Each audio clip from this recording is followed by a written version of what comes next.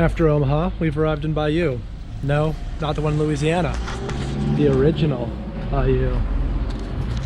It's got a big honkin' cathedral in the middle of it, which we will surely check out later. And a ton of nice restaurants, one of which we're going to now because I am starving. So, when you think of Normandy, this is definitely the sort of vibe you're thinking of. It helps they have a place literally called the Norman.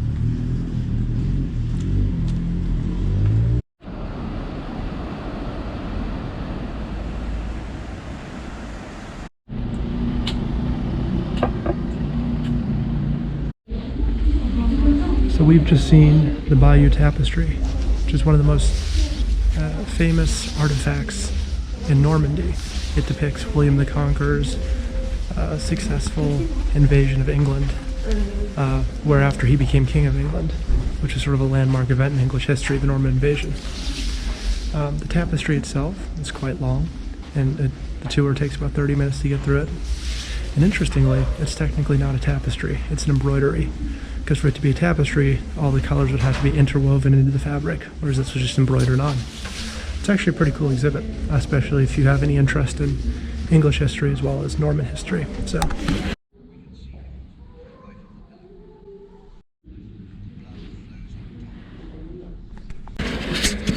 we're now in the exhibit area. So, peek around here. There's a cinema as well. This would have been Norman armaments around that time. And up there, a Norman soldier.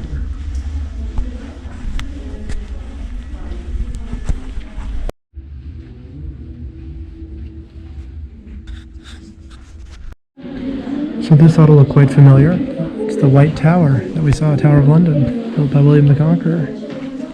That would have looked when he originally built it. Another day, another Gothic French cathedral named Notre Dame. This one is the Notre Dame de Bayeux. Say what you will about the French, they do make nice Gothic cathedrals. Very ornate.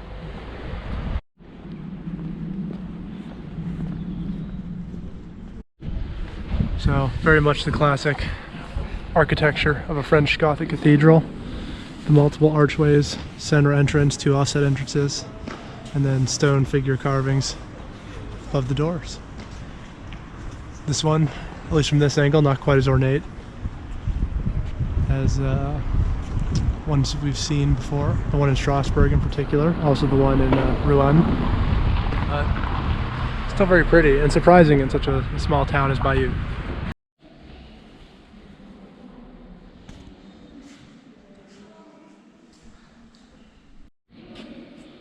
Oh, we're good.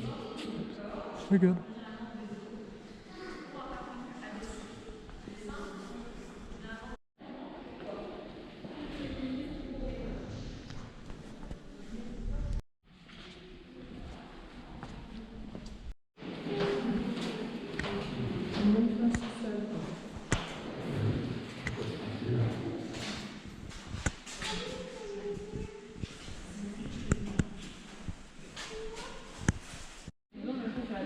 Mais c'est aussi parce qu'ils ont été là au pied de fête et que la plupart d'entre eux ont vécu bien avant. Donc le pain. Alors ça, j'avoue que je n'ai pas la Kennedy.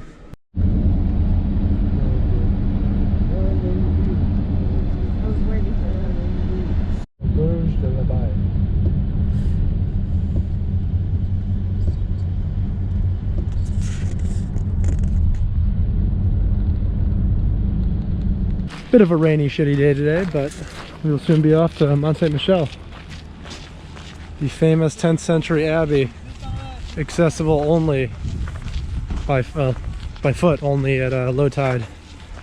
Then once high tide comes in, you have to get a boat. But this will be our shuttle, our chariot. We'll see how it goes.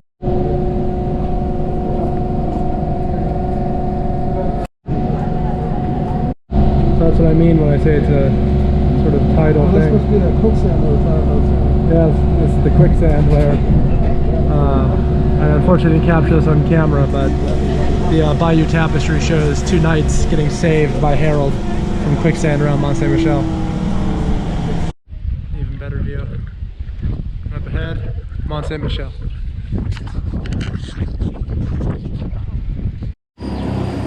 It almost feels like we're in Gondor, Minas Tirith.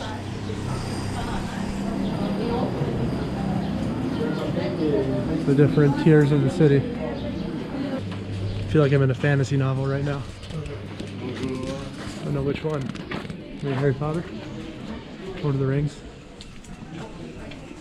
It's amazing that they have all these restaurants and shops here as well. It feels, I mean, obviously it doesn't feel like a medieval village for that reason, but it feels more like a living village than a historical artifact.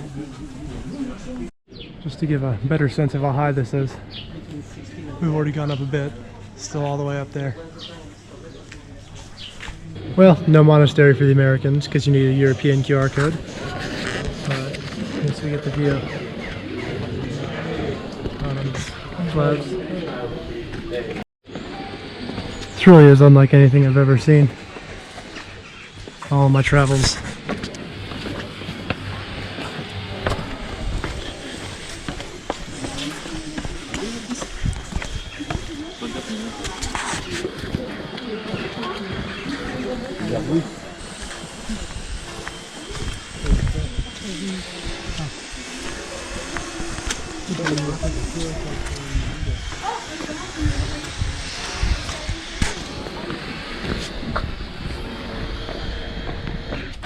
Mont Michel has worn a lot of hats over the years. As a church, a monastery, an impregnable fortress during the 100 Years' War. For it to still be standing, it's quite an achievement after all it's been through. Certainly it's seen better days, but structurally sound after however many tides it's seen come in against its walls. It's quite amazing. Just within the last 10 minutes, our view, range of visibility has sizably increased. I don't know if that's because the weather's moving out or because the tide is moving out or what, but a little garden for these houses. Oh, there's a whole lot. Spot for some marksmen. Very afraid to drop my camera, but cool part of the outer wall here with the horribly placed support beams, surely designed to smack you in the head if you're not paying attention. Oh, maybe not stairs, maybe just another parapet.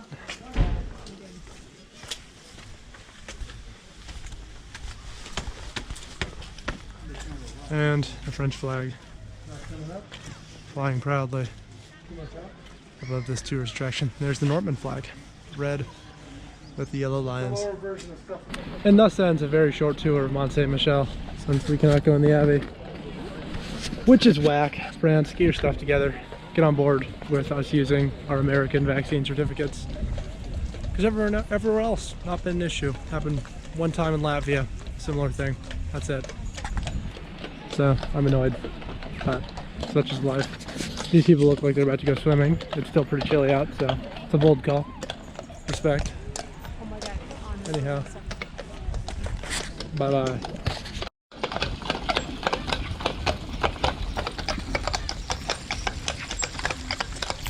So we have bid an au revoir to Normandy, and we are now in Brittany. Just another historically important part of France along the coast. Currently, we're in the town of Dinant. It's still raining. We left Mont Michel about, I don't know, an hour and a half ago. And yeah, so far I've been quite impressed with this cute little medieval town. There's a nice city wall, which we'll get to walk along tomorrow, hopefully when it's not raining. And in the meantime, we're gonna explore the historic center. So, should be quite a time. And along the way, hopefully I will get some food, because I'm a little peckish. But, yeah. Although the half-timber style of building is probably most famously associated with Great Britain, it's actually quite common here in coastal France, presumably because of the similar environment. weather patterns are, of course, quite similar just across the channel. All right, there are two major Gothic churches in this town. So currently we're at the l'Église Saint-Malo.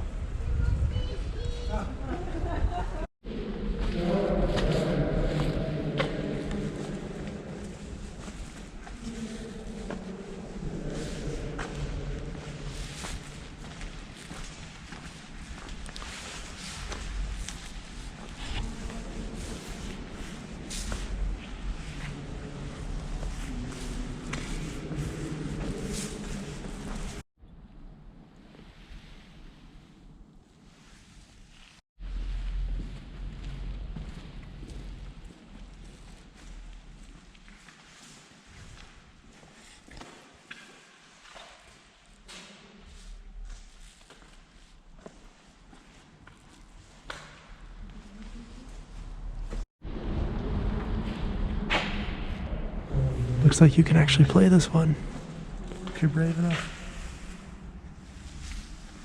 There's another one above the door over there as well. Confessional.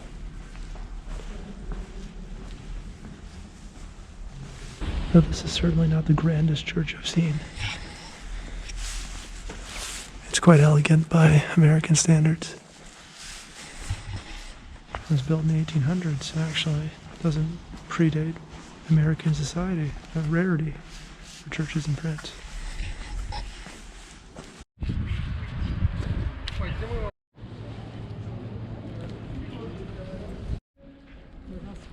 Yep. Yep.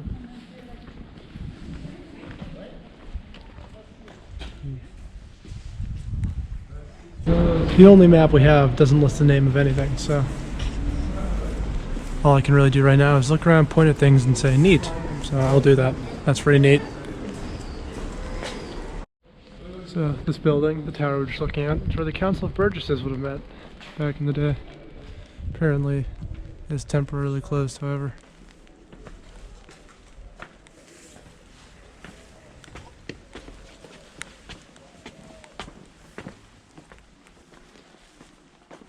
There's, however, a stray cat. So that was exciting. And a short, increasingly rainy walk later, we've arrived at the other major religious institution in this town, the Basilica. Why are there two? That is something I will certainly hope to learn on this placard over here. Well, I did not learn why there are two churches, but I did learn that these saints were decapitated during the wars of religion in France.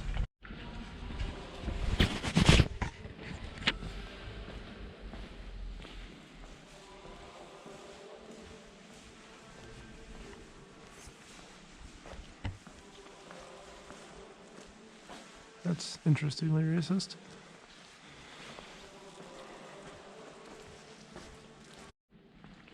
This is a touch more grandiose than the other one.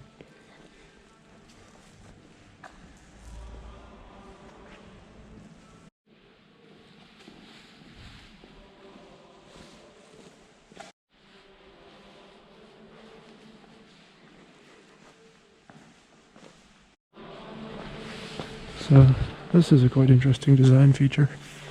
I hadn't clocked right when I walked in. There's these windows up here.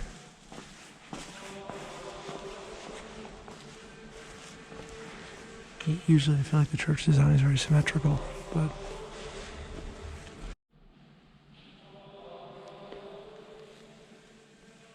so what makes a basilica a basilica? Well, we looked it up while we were in there. Turns out it has to be named a basilica by the Pope, which means it's the highest order of church, even higher than a cathedral, which just means it has a bishop there. It is the head church and it's bishopric. So, fun learning time with Sam. And just as the rain is hitting its heaviest, we've emerged onto the city wall. How beautiful is that, even with the rain? Got the river flowing through there. The incredible bridge across. It's actually quite high. I'm blown away. I mean, when we picked the city, we honestly just picked it because it was close to Mont Michel. Little did we know we were going to stumble across this little medieval gem in Dinan, wherever the hell you pronounce it. Absolutely stunning. I can imagine it'd be even nicer if it were a little sunnier out, you know, just have the light on the water and all that, but I'm really quite impressed. So if you're in Brittany, if you're at Mont Saint Michel, I don't know, give it a look.